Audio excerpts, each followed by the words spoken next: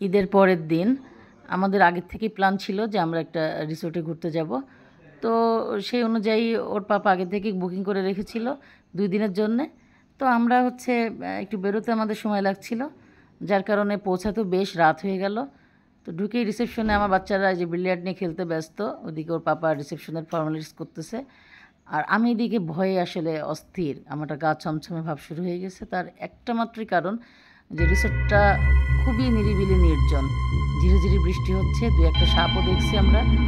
তো যার কারণে একটা ভুতুড়ে ভাব দেখে আমার ভয় লাগছে। তো এদিকে কাজ সারা হলে আমরা আমাদের কটেজের দিকে চলে গেলাম। সেখানে গিয়ে আরেকটা অভিজ্ঞতা, সেটা হলো কটেজটা একদম মানে খুবই গাছপালায় ঘেরা এবং নদীর একদমই গা ঘেঁষা।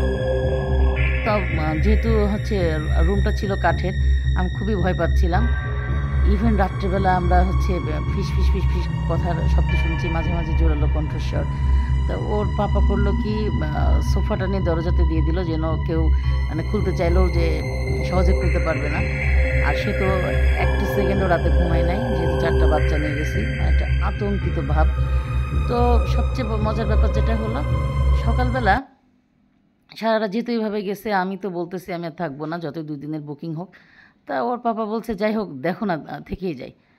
কিন্তু সকালবেলা দরজা খোলার পরে যেটা হলো, দরজা রুমের দরজা খুলতেই দেখি একটা সাপ ফনা তুলে দরজার সামনে একদম। তো এটা দেখার পর তো আর কি বলবো। তো তখনই আমরা করলাম কি, ফ্রেশ হয়ে লাগেজ রেডি করে আমরা বেরিয়ে পড়লাম যে সকালের